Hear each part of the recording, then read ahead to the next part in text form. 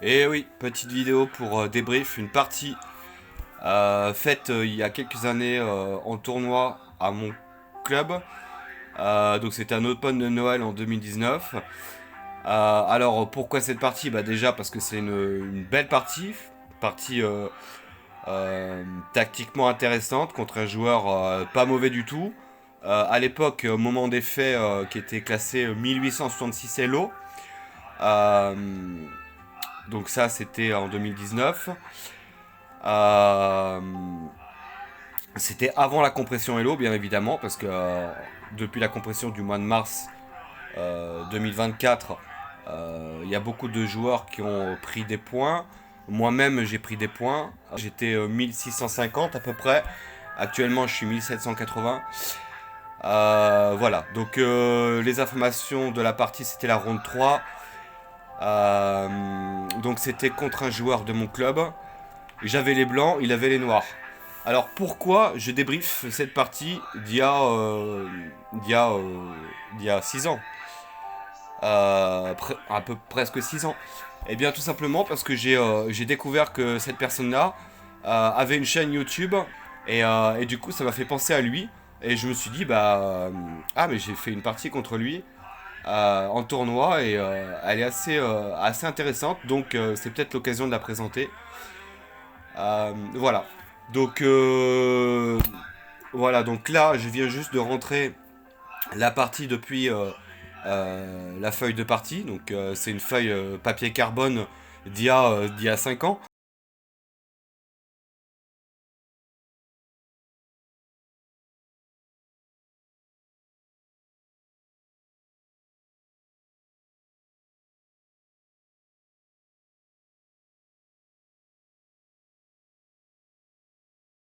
Donc avec les écritures qui sont quasiment illisibles. Donc je viens de passer 20 minutes à déchiffrer les hiéroglyphes à peine visibles et à faire une reconstitution. C'était pas, honnêtement, j'ai galéré à deux trois endroits. Donc voilà, c'est ça, hein, parce que quand vous allez en tournoi, bah, des fois vous oubliez de noter des coups. Et du coup, après, il faut reconstituer les coups manquants. Il manquait pas de coups, mais il y avait des lettres qui étaient mal notées. Euh, donc là, j'ai mis dans une étude Lichess. Donc là, je vais lancer l'analyse automatique ici. Analyse automatique. Alors, ça va mettre des variantes partout, mais au moins c'est pour avoir le graphique.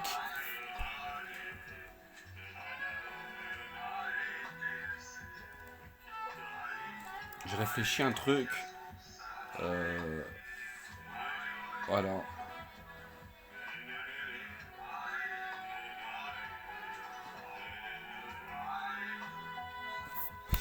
Ok. Donc, je présente cette partie effectivement parce qu'en fait, c'est une partie très propre. Donc, je suis à 92% de précision contre un joueur qui est presque 1900 Elo feed. Et lui, il est à 86, 88%. Donc, euh, donc, on va repasser la partie depuis le départ.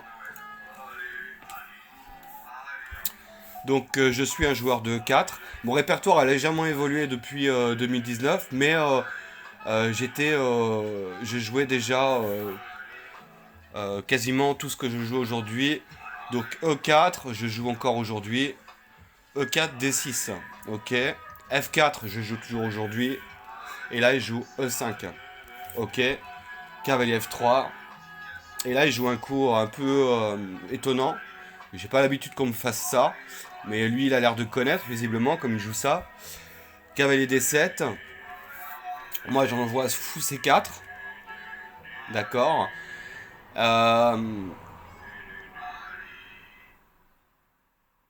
d'accord. Bon, après, je vais pas rentrer trop dans les détails parce que là, En fait, je sors la feuille de partie d'il y a 5 ans sans avoir pris le temps de me remettre dans la partie. Donc, c'est vraiment pour la présenter relativement vite fait. J'ai pas envie de faire une vidéo très très longue non plus. Donc, fou C4.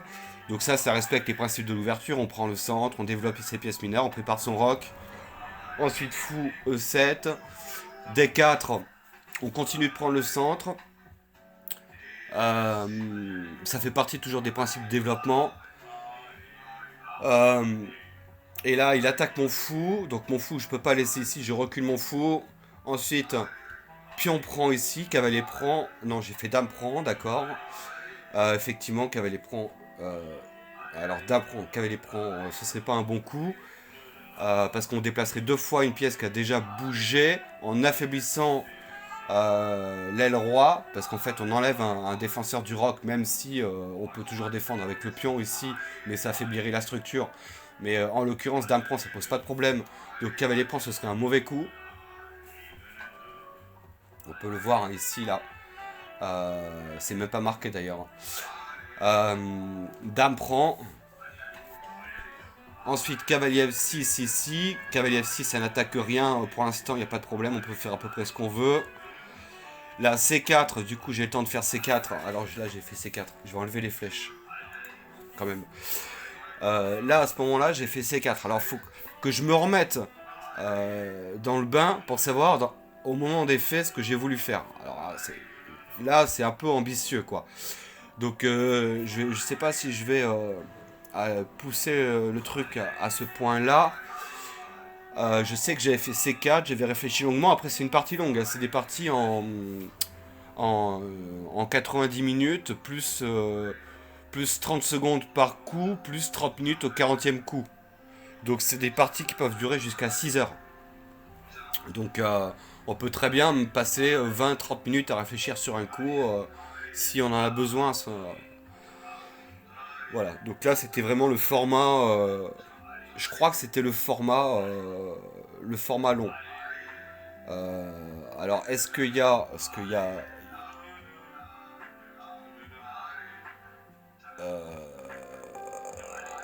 que je réfléchisse.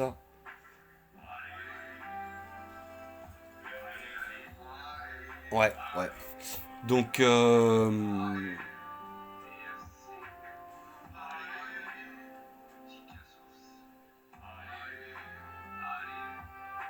eh ouais, non, attends, je réfléchis parce qu'en fait, il y a des fois, au club, des fois, il y a le rajout de 30 minutes au 40e coup, et des fois, il n'y a pas le rajout de 40 minutes au 40e coup. D'ailleurs, j'ai une anecdote à vous raconter. Euh, une fois, donc c'était à ce même club, euh, euh, c'était un tournoi où il n'y avait pas de rajout au 40e coup. Et j'ai joué un joueur, Eric Van der Perren, qui est très fort, qui est dans les 2100, etc. Feed. Et en fait, on était à la moitié du tournoi. Il y avait déjà eu plusieurs rondes défectuées. Et il croyait qu'il y avait le rajout au 40e coup. Et il a pris son temps et il a attendu d'avoir son rajout au 40e coup avant de jouer son coup. Euh, je sais plus, il a attendu et en fait il est tombé. Il s'attendait à avoir du temps qui était rajouté et il est tombé. Et j'ai gagné la partie. J'étais complètement fichu contre un 2100 et il a cru qu'il avait le rajout au 40e coup et il n'avait pas le rajout. Euh, Là, bon, après, c'est assez rare hein, parce que normalement, quand on fait un tournoi et qu'on en est à la moitié du tournoi, un tournoi en 9 rounds, quand la quatrième round, vous n'avez toujours pas à calculer si vous aviez un rajout au 40e coup, c'est que vous êtes un peu à la rue, quoi. Donc, ça m'est déjà arrivé de gagner parce que la personne pensait qu'il y avait du rajout alors qu'il n'y en avait pas. Bref, donc là, je crois qu'il y avait du rajout à ce tournoi. Donc, cavalier ici, C4. C4. Bah, C4, de toute façon, en fait, c'est que je vais vouloir faire cavalier C3 et que cavalier C3, je préfère avec C4 avant. Euh, pour des raisons évidentes. Et puis ensuite, tactiquement, c'est intéressant parce qu'une fois qu'à C4, après, il peut y avoir des thèmes. Des thèmes tactiques, quoi. Ça fait plus de pièces au centre. Donc C4, roc, cavalier D7, cavalier F D7, cavalier C3, Donc voilà. Donc C4 d'abord et cavalier C3 après. Plutôt que cavalier C3 sans C4. Après, il faut voir la position, mais c'est plus ambitieux en tout cas. Là, D5. D5, d'accord. Oui, alors il y a un petit piège. D5, on dirait que ça donne un pion. On sait jamais, hein, on se connaît pas, on n'a jamais joué ensemble. Sur le papier, je suis 1600, donc peut-être que je suis un gros noob. Qu'il essaye de me noobifier. Et je sais pas si vous voyez, mais si le fou il vient en C5, je vais faire une sale tête. Et je vais perdre ma dame. Et peut-être même que je vais abandonner la partie. Donc Eric, pardon. Merde.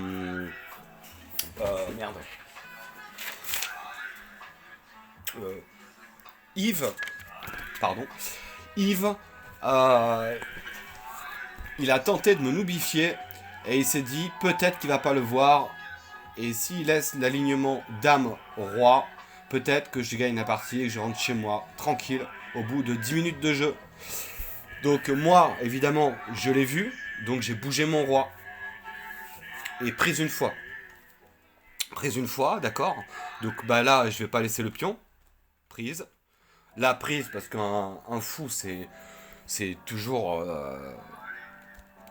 c'est un fou, on dit que ça vaut légèrement plus qu'un cavalier. Donc dans cette position-là, le fou, en tout cas, il a de la valeur.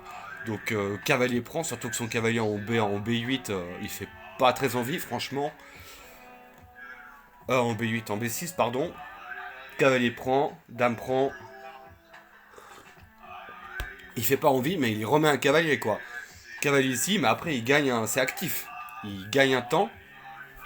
Donc cavalier B6, attaque la dame. Dame B3. Bah là, je bouge ma dame. Ok. Dame B3. Après, je vous dis, hein, de me remettre dans le schéma, de savoir exactement ce que je voulais faire à ce moment-là, c'était il y a 6 ans. Donc voilà, au moins c'est bien, comme ça la vidéo va être courte. Dame B3. Fou ici attaque la dame. La dame bouge. Dame D7. Là, ok, je dégage sa pièce qui est active. Il active son fou ici, il attaque ma tour. Tour ici, j'attaque la dame. Vous remarquerez qu'à chaque fois que je déplace une pièce, c'est pour gagner un temps. Ça veut dire que je me fais attaquer ici, mais je déplace pas ma tour sur une case passive, une case où il se passe rien en fait. C'est pas comme si je mets ma tour en... Je prends un exemple bidon, mais c'est pas comme si je mettais en E1 par exemple. Si je mettais la tour en E1, je lui donne le trait en fait, je lui donne l'initiative. Alors que là, je la mets en D1. En D1, ça veut dire que j'attaque sa dame, ça veut dire que lui, il doit perdre un temps à rebouger sa dame. Et comme ça, en fait, je garde l'initiative. Aux échecs, il faut toujours essayer d'avoir l'initiative. Dame, et lui, il essaie de contrer ça et de reprendre lui-même l'initiative. Il met sa dame sur une case où il essaye de reprendre l'initiative. C'est une case il essaie de mettre sur une case qui est plus active que le coup que je viens de faire. Donc là, en l'occurrence, il attaque rien de spécial. Il va pas gagner de matériel. Il me laisse pas de gagner de matériel. Donc, dame C6. Ok. Dame C6. Donc là, je me développe. Fou E3.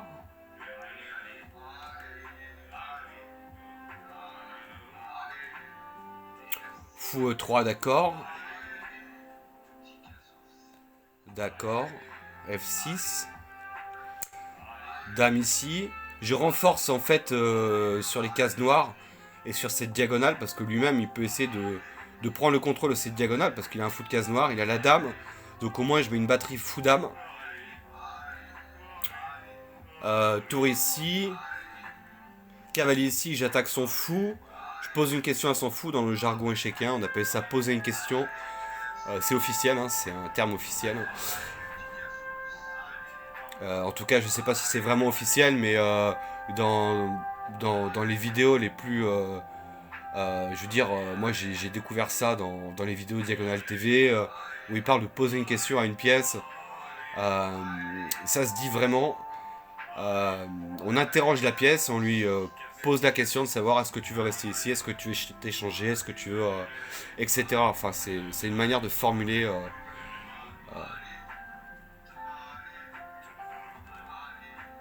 Fou ici, tour ici, je menace par transparence, par rayon X, la dame, donc une découverte. Euh, il bouge sa dame. Là, tout ça, c'est que des bons coups. On a très bien joué. Dame, dame E2.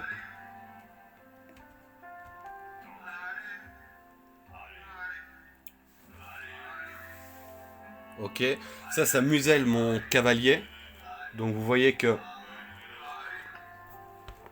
ça contrôle les cases que le cavalier, sur lesquelles le cavalier aurait pu aller.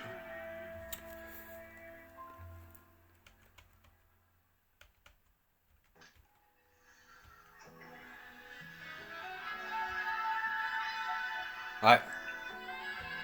Et là, je reviens ici. Et ouais, parce qu'en fait, là, j'avais de l'espoir sur les cases blanches. Et une fois qu'il a fait ça, en fait, j'ai plus d'espoir sur les cases blanches. Sur ces cases-là. De l'espoir, enfin, des ambitions quelconques. Donc, une fois qu'il a fait ça, du coup, je me dis, bon, bah, le seul plan que je peux avoir, c'est plutôt par là. Cavalier ici. Là, il donne un pion. Il donne un pion, mais il compte se venger. Après, tour ici. Là, pour l'instant, je suis pas obligé de bouger mon fou. Là, je ramène un cavalier vers le centre. On replace mieux ses pièces, on améliore ses pièces. Fou ici. Je vous dis, je suis pas à fond dans la partie de savoir ce que j'ai voulu faire. Ça, c'est le genre de truc qu'il faudrait faire juste après la partie, ou en tout cas pas 6 ans après. Mais bon, j'essaye. Fou ici. Alors j'imagine que il y a peut-être des ambitions quelconques d'aller ici avec ce bishop. Et qu'il y a peut-être des thèmes tactiques, on sait jamais. Dame ici, mais bon, a priori, il n'y a rien d'effectif pour l'instant. Je me permets même de faire dame ici. Cavalier ici. Cavalier prend, pion prend. Dame ici. Je mets pas ma dame trop loin, je la laisse vers l'hypercentre. Et surtout, je défends mon fou, bien évidemment. Fou ici attaque la tour part. Elle va ici parce qu'en fait le pion, peut-être que j'ai dans mes projets de jouer avec ce cavalier, donc de ne plus défendre le pion avec le cavalier, et que peut-être que le fou va être amené à partir, et donc peut-être que la tour devra défendre le pion. Donc tour ici, quitte à choisir. Fou ici attaque la tour ici, c'est un coup actif. Tour ici.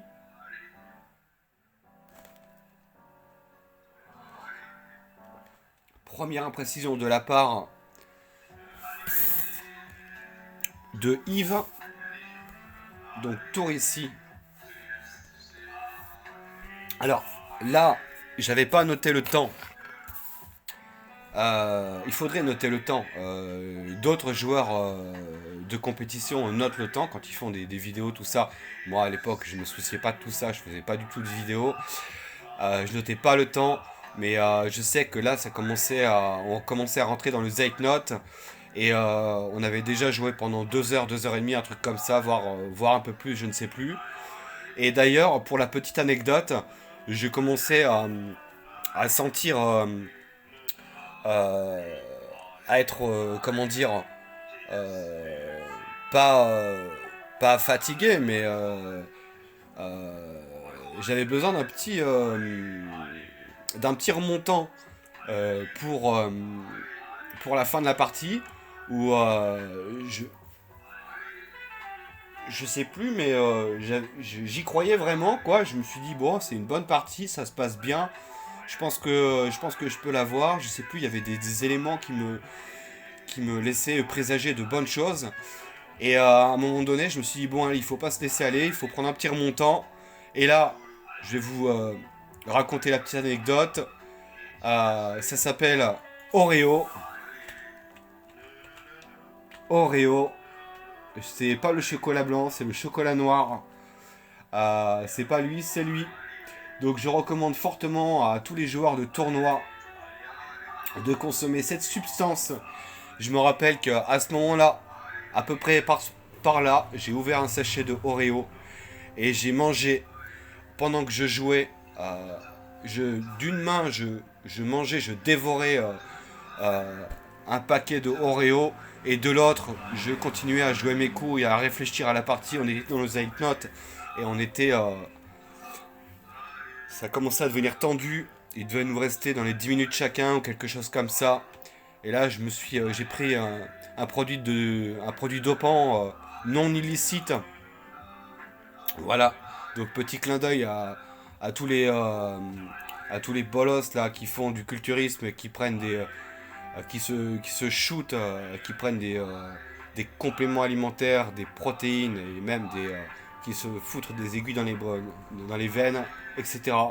Le seul produit dopant qui soit acceptable, c'est ce truc-là. C'est plein de sucre et ça fout la patate quand vous avez un petit coup de barre. Donc il faut consommer du Oreo. Alors ensuite, ça,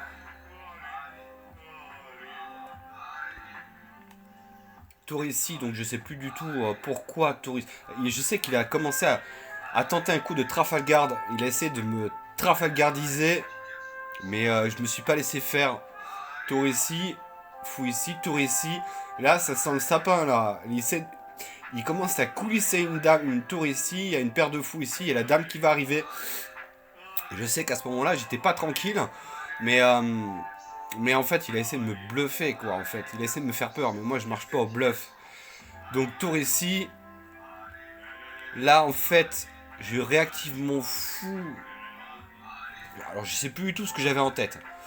Là, je peux pas présenter ces coups-là correctement parce que je sais que j'avais des idées assez complexes.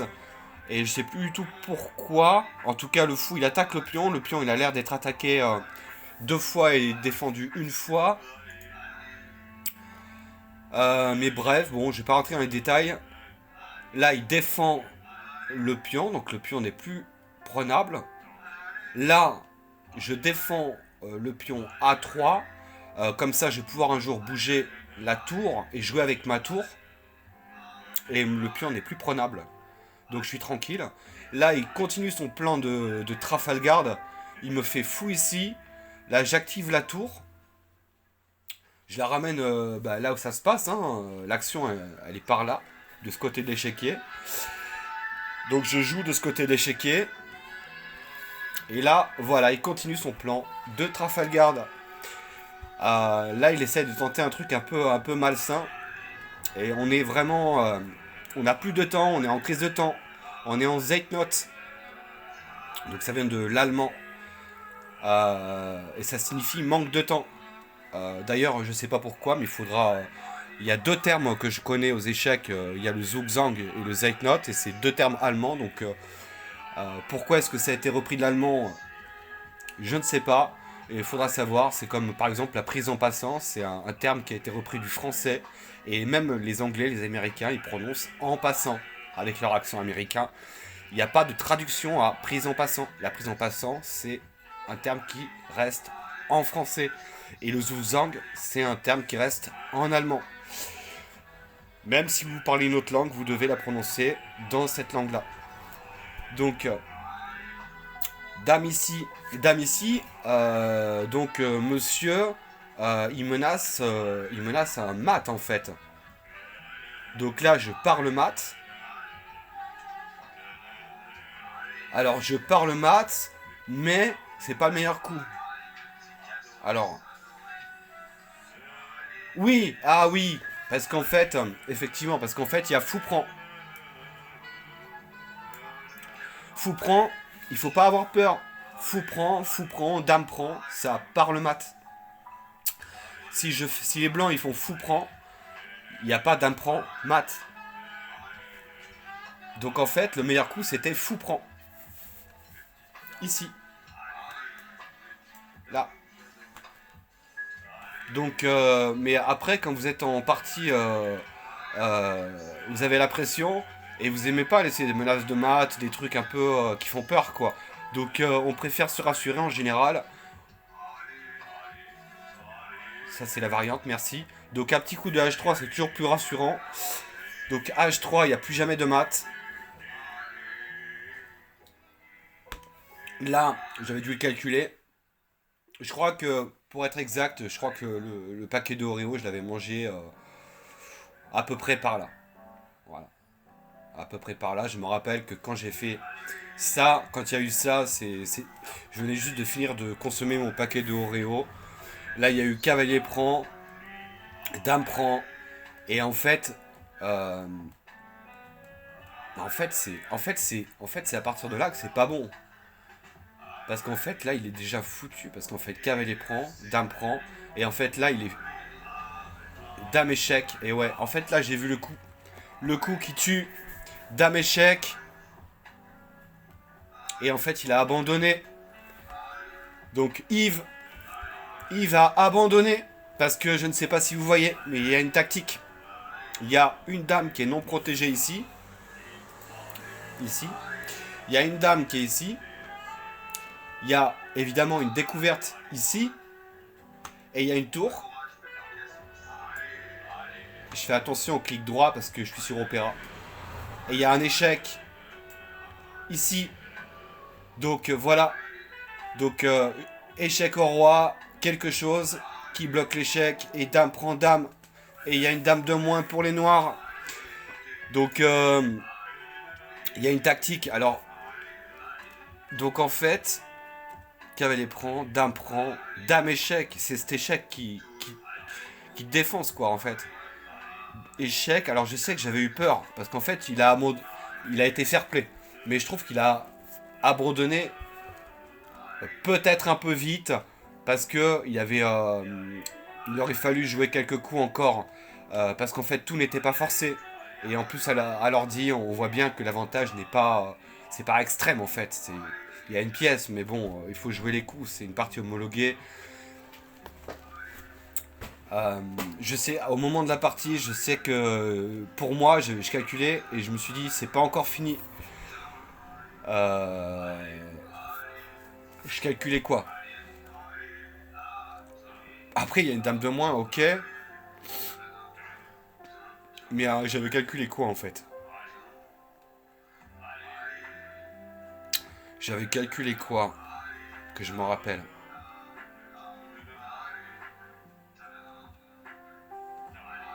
Bah en fait, c'est dame contre tour en fait.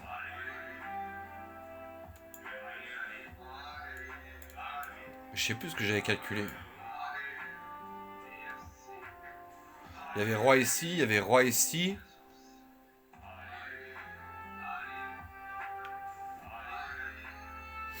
Je crois que j'avais... Je sais même plus si j'avais pas calculé roi ici. Parce qu'en fait, roi ici, ça menace mat. Roi ici. Non, je sais pas, on va voir roi h8, tour échec. Admettons, fou prend, dame prend, fou prend. Ouais, il y a dame contre tour fou, quoi.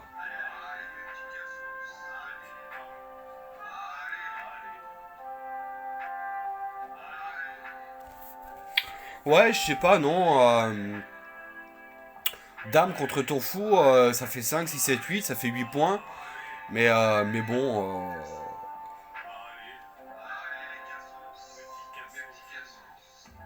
Après, au bout de 3 heures de jeu, vous êtes fatigué, vous avez la dame de moins, vous avez juste envie d'abandonner. Bon, ok. Mais, moi, mon avis, c'est qu'il faut pas abandonner. Euh, faut pas abandonner aussi vite, quoi. Dame contre tour fou, ça se joue, quoi. Après, il y a du temps, mais bon. En tout cas, bah, je le remercie, quoi. Du coup, j'ai pas forcé beaucoup. Donc voilà. Donc bon après, ça doit pas être trop dur à gagner non plus, hein, mais bon. T'abandonnes un petit peu vite.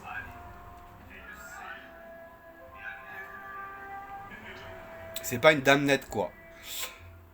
Donc voilà. Donc on va dire qu'il a déjoué à partir de ce moment-là en fait. En fait, il faut faire des coups plus simples en fait. C'est plus voilà, c'est jouer ses pièces vers le centre, quitte à là l'ordinateur il ramène ses pièces vers le centre, quitte à proposer des échanges. Tour ici en fait c'est pas pertinent en fait. On se demande en fait ce que ça fait. C'est saugrenu, c'est tordu en fait. Ça peut pas être des tout meilleurs coups, c'est pas possible. En fait, faut jouer simple chess. Les échecs les plus justes en général, c'est les échecs les plus simples en fait. Euh,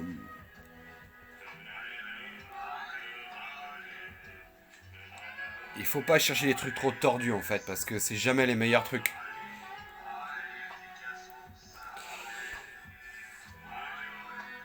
Touristine, ouais, non. Après, il a essayé de me noobifier, quoi, mais je suis pas un noob en fait. Pas de chance. Donc là,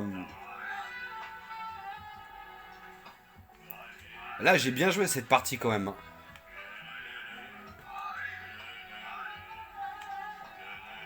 J'ai donné de l'activité à mon fou en le remettant sur cette diagonale. J'ai gagné un temps sur le pion.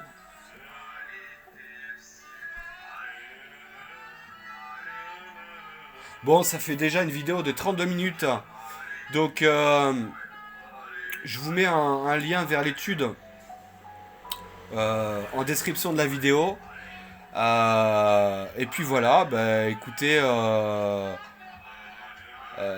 voilà, bah, j'espère que vous allez kiffer en tout cas, et pour certains, j'espère que vous allez apprendre des choses. Et voilà, allez, salut!